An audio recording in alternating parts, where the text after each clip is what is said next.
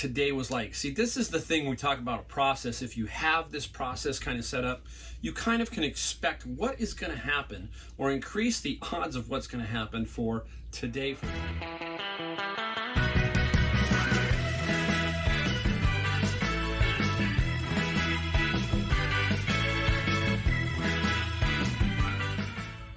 Hey everybody, Mike, the Golden State Picker.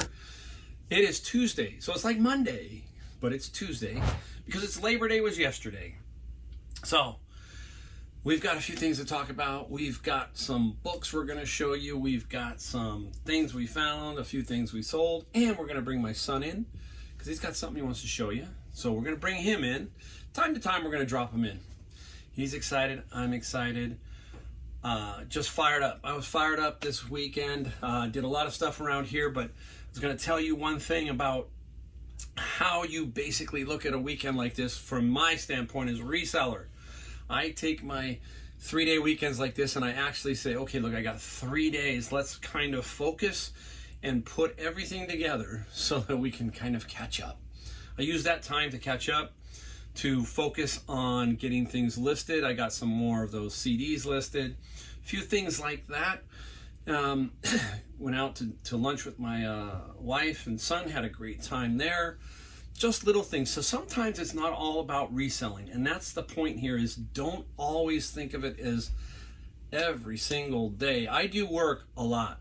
I will admit I'm doing quite a bit, and you can tell by just the channel, doing YouTube, doing books, doing thrifting, garage sales. It is a full-time job, but it's a business. So that's the enjoyment I get. I get enjoyment out of that, and that's what drives me. So hope you can feel it. The real big reason why I'm so excited, I think, today is, my son has finally said, hey, I want to try, the reselling. And so we've had some fun figuring out the great eBay app over the weekend. First, it was a different dashboard for me, so I had to figure that out. I had to go back 3 years of my brain and figure that out, and I did. And I got to teach him that. We then listed, then we didn't see anything for 24 hours, which, I see everything almost instantly when I list. So we had to wait 24 hours. It came up. He was like, Dad, I'm not getting any views. Well, it's just not indexed yet, that kind of stuff. So we got that taken care of. That was exciting. So now he's getting views. He has some watchers. Remember the skates he got? He has 3 watchers, so he's very excited about that. He got an offer, and he's going to show you the one item that he sold. So he's really excited about that. We'll bring him in, and we'll show you that. Now, as far as my philosophy on what today was like. See, this is the thing we talk about a process. If you have this process kind of set up, you kind of can expect what is going to happen or increase the odds of what's going to happen for today, for example. Today was Tuesday, day after Labor Day. My mind was already set that most of these stores were probably a mess or picked over on the shelf side, okay? Because Goodwill had a sale, and Savers, after I found out, was just jam-packed, right? So I turned all my focus, hopefully what I was hoping, and it did, to the books. We're going to show you some books. So I said, let's just focus on the books. We'll get over to Savers. We'll see if we find anything. And we found a couple of things that kind of came through that I did get, and we'll show you those. But there was no expectation there. I wasn't going in there with this mindset that I'm going to find a $100,000 item or something like that. Weird stuff. I was tamped down, and I knew it. So when I went into Savers and I looked around on the shelves, I knew it. They had just basically cleaned the store up, because after Labor Day and the weekend, that place was probably a mess. I didn't even go near it. There's no reason for me to go near it on Labor Day, period. And I was right. So there was really nothing on the shelves. I got nothing on the shelves, and the items I got came out while I was there. So that's what I was figuring on. Then I sent a couple of texts out. You heard me talk about networking. Well, my son's now on the networking. He said, Josh, I said, hey, look, don't bother with the shelves. There's going to be nothing on the shelves. So don't spend your time there. Spend your time on the carts and up front and see what's coming through. That's the only way you're going to really find anything today. I think it's really going to be slow. And I was correct on that too, as what I did was later in the day, he came out and he was telling me he was there. I flipped back around, came back to Savers to see how he was doing. We found one item for him. We'll talk about that when he's here. So I already knew. So then I said, I'm going to make my routes. I'm not going to change. I want to see what's going on. So I did head up and looked at the other stores, and it was basically the same thing. All the Goodwills I went to were pretty picked over. They don't have as good a cart system as Savers, bringing them out consistently. One particular Goodwill puts out like 4 bins. I went through them, nothing. So again, it's having that process, having that knowledge of saying, hey, this day is not going to be what I think it is. Let's figure out where we can focus, and that was the books. I can always generally count on books as a good, steady, consistent flow. And it was the same today. Here's something to think about. I make good money on the books. So if I just didn't do the other, I'd be extremely happy. You know, I'd be perfectly fine with that. And that's how I looked at it today. Perfectly fine. And then the other, it will eventually come to you. It always, always does. So I was giving my son a quick lesson in the store too. And I said, Josh, I said, hey, I want you to be curious. I said, I want you to be curious. That means that you're going to look at things that you think are cool, or, you know, pick it up, touch it, put it in the cart, and then start to look it up. We use our eyes, we use our curiosity. Those kind of things will lead you to knowledge of items, and also will lead you to things that you would never really touch maybe. So use that curiosity that we all have built into us, basically, right? We all have that in us. I like to think of entrepreneurship as kind of a curiosity. I want to know what I can do and how I can do it. It's kind of this curiosity for me. So that's kind of how I think a lot of times. It's very interesting. I tell you, I'm a little bit different, okay? And I just have a different way of thinking about things sometimes. So, all right, I'm going to answer a couple of questions because a couple of people are, you know, getting kind of with the books. They're struggling with the books, trying to figure out the books, right, and the bins. And there's some people who have, you know, tried Amazon and gotten lost and all of that kind of stuff. And people who are scanning books and they're not just finding value. So this is a thing. I'm not sure if this is going to be to my area because I have such a, you know, I mean, in the Silicon Valley, if they're just tossing away really good books, you're going to see, I'm going to show you the scanned ones here just to kind of give you an idea. But all I can tell you is Amazon FBA books takes time. I really didn't start clicking with them till this year, January, when I finally found a really good source for books. That's the key to it. You can't give up. The problem that it is if you're doing the $40 a month, and you're not making sales on the $40 because you want to do FBA, that can be an issue. You've got to be able to make, you know, money to offset that. That's a problem. You can do FBM and it's free and they charge you like $1. There's some other things you can do there, but everybody wants to try and be the FBA people. I will tell you that something, you know, I think people see some things from other resellers that say, oh, they did 60,000. I got a comment. They do 60,000, but they are making no money. Now, I don't know what they're doing, but a lot of time retail arbitrage, like you see all these videos, oh, you can do retail arbitrage on Amazon. It's not as easy as you think. Retail arbitrage can be very, very tricky, meaning the margins are slim. The book margins that you see here, those are strong. Now, there might be some retail arbitrage out there that's good, but most of it's very thin. It's working on volume. So keep that in mind. Do not give up. Just try to find that source. That's the hardest part of it. Once you find a good source, run with it and run with it hard. That's what I'm doing right now. That's why you're seeing me. I told my friend today, I said, I don't know if this is going to dry up someday, so I'm going to push it hard. That kind of thing. All right. Now, one other thing, and then we'll get right into showing you some stuff. When you're watching me and you're watching some others and you see some numbers that are coming through and you're seeing that, don't try to compare yourself to others in that way. I see a lot of other great pickers that I see that are doing YouTube far better than me, and I watch them and I'm like, I'm trying to learn what they're doing that's successful and taking some of that and trying to mold it and shape it into what I want to do.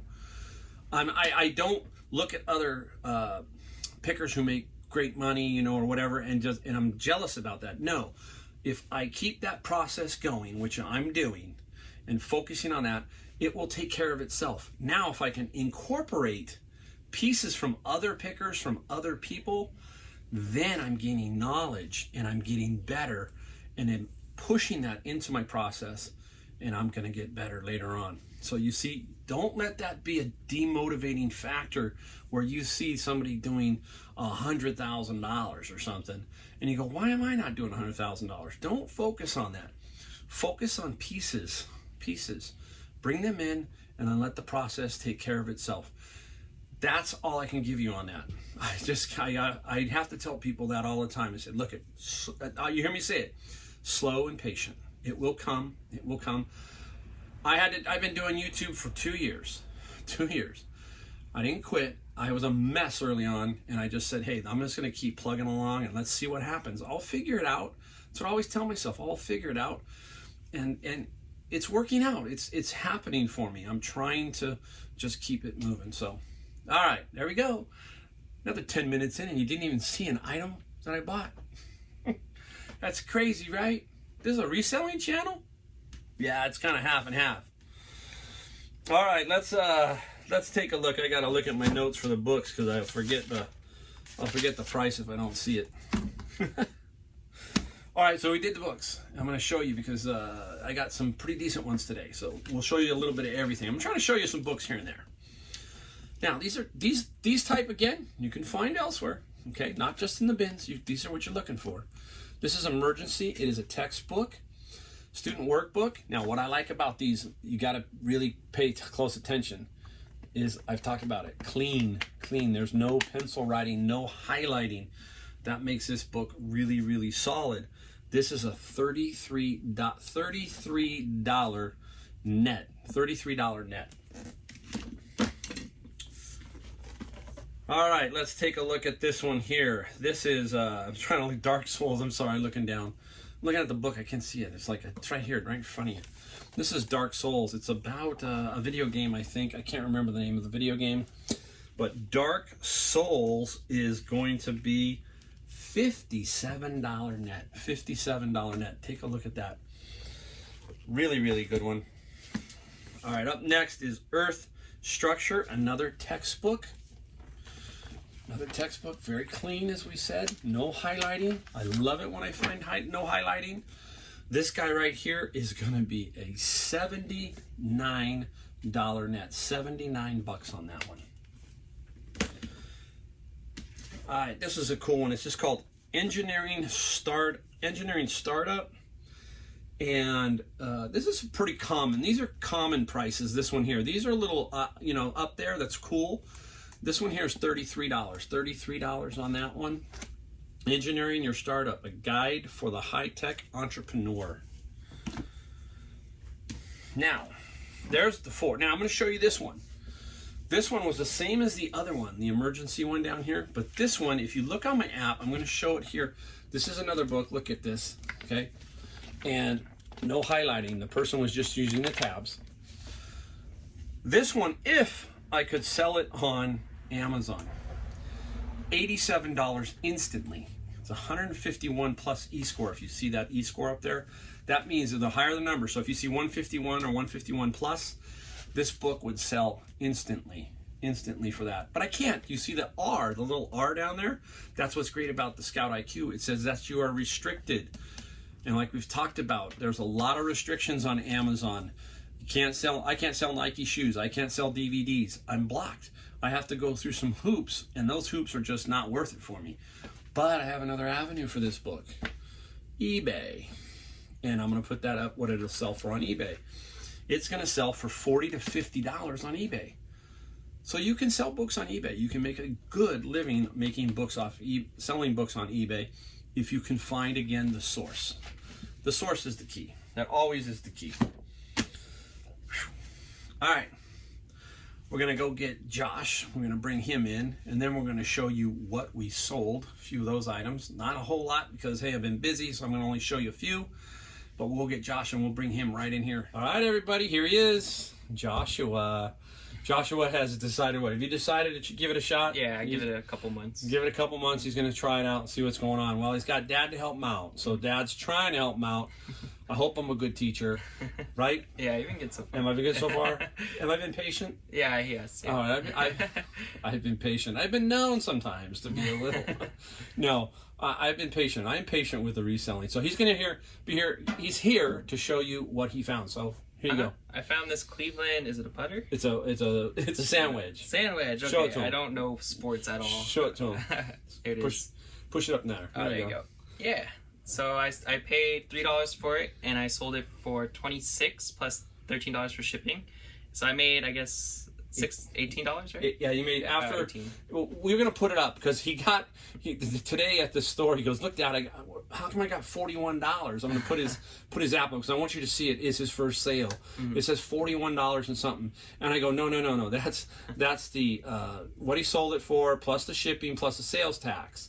So you get all that, and then eBay takes it out.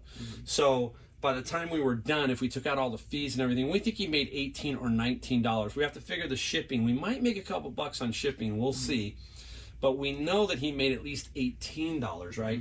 And 18, and his investment was 3. That's 6 times his money. So pretty darn good, right? Yeah. So not too bad. Now, we also went. He also was today at Savers, like I told you, and the only one item we found really that was kind of worth anything. And here's the key: what we're trying to do is trying to get him to get some sales so he can build feedback and get a few dollars. So we're not trying to just buy everything. Remember, I say don't buy just to buy. That's the philosophy we're here. He's probably seen me reject so many things from him, right? A lot, right? We have kicked out so many things for condition, all kinds of things. We might take those later, who knows? But right now, we just can't do it. So why don't you show him what you found? So this is a Pauladine cast iron. Dutch oven, right? Oh, Dutch oven. Yeah. Oh, okay. Yeah, it caught my eye right away because I know a little bit about cooking, and I know the Pauladine brand is popular. Yeah, and how much did we pay? I paid $8.99. Oh, yeah, and I saved 30%, right? 30%. You see, Dad, the old guy, went and used his 30% senior day discount. So it came out to about $7.80, I think, when tax and everything. So $7.80. We are going to try and sell this for $39 plus the shipping. So here we're going to probably make, if it all goes right, $25. So roughly, we're trying to get 25 out of this. So this is a game we're just trying to build and build and build. We don't, obviously, right, we got a lot of, Dad's got too much stuff, you got your drum set, we've got a lot of stuff here, so we got to be careful in a way. So we got to really be picky, and he's going to do it part-time and just get his wheels going. He's going to walk before he runs, right? All right? Yeah. All right, Josh, you going to be back for some more, hopefully? Yes, I will be. All right, everybody, we're going to take a look at some other stuff. We'll be right back. All right. How cool is that, huh? My son. It's amazing. A lot of fun. We'll see where he goes with it. Can't guarantee anything, but he's got a little bit of it going. I'm happy to see him out on his own without me. He's going on his own without me. I came back around today, but again, he's out on his own. He's really doing what he's trying. Let's put it that way. That's the key, right? You got to get out. How many times I tell you the 2 feet? I told him you got to use your 2 feet first. Without those, you're going nowhere. So we'll see. We'll try to drop him in from time to time and see how he's doing. Like I said, no guarantees. We'll see. All right.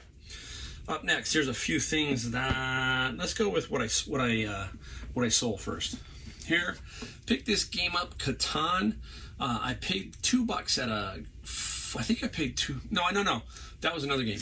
This one I think I paid $4 or $5 at Savers. Yes, Savers. This was a Savers buy. Free delivery, but to San Francisco. So I'm not going to make a ton, but whenever you find this Catan, it usually does okay. But you don't pay more than $4 or $5. No more than that. Okay. So that's always a good game. All right. This one. I don't do these. I have a picker friend who likes to find these. I have no luck, but I'm not saying they creep me out, but this one's a little on the creepy side for me. It's a Lee Middleton doll, and you can see it.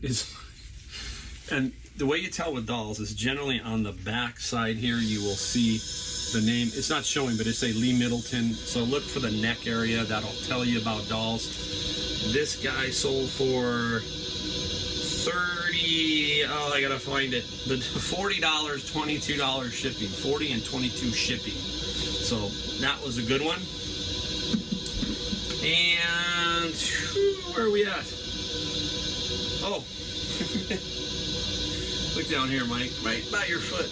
Another putter. Another putter. The putter sold for $43 and $13 shipping. $43 and $13 shipping. Another good little find. Now, the last one.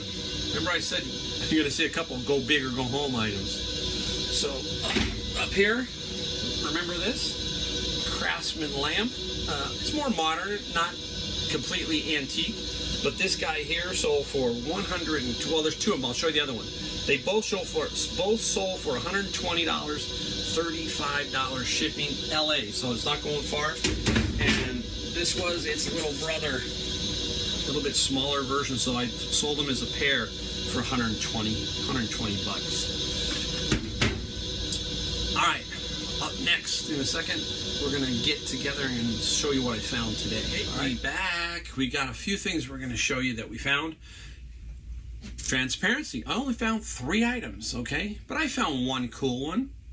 I think this one's cool too. I might have found 3 decent ones, 3 cool ones. Not a ton.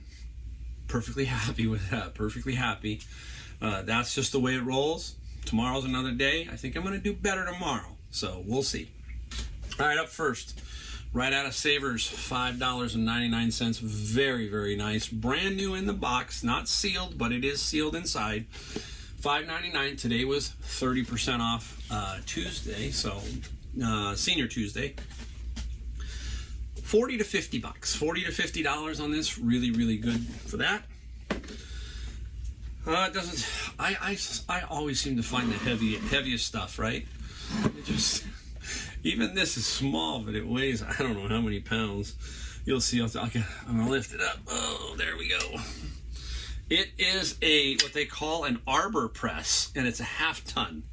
Half ton. I think it does bearings and stuff. Somebody out there who knows arbor press, I didn't look it up, so I didn't look it up as far as what an arbor press is. I think it's for bearings.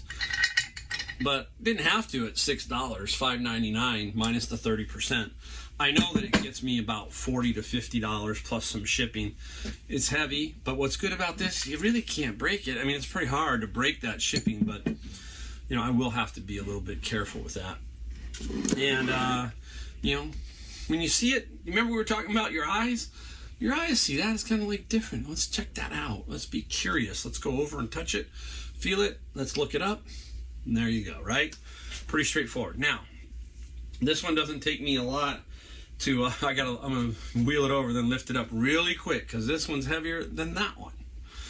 But since my son's a musician, and I've dabbled a little bit with the guitar, I'm not very good at it, but I have dabbled with it. I know what this is, it's pretty obvious. All right. Up it goes, I'll do it way back here. There you go. Nice, big, this crate. Yeah, I make sure I'm saying it right. Crate amplifier, and very, very, I only paid, believe it or not, I can't show it to you. I think I'm going to try to talk to you, $15.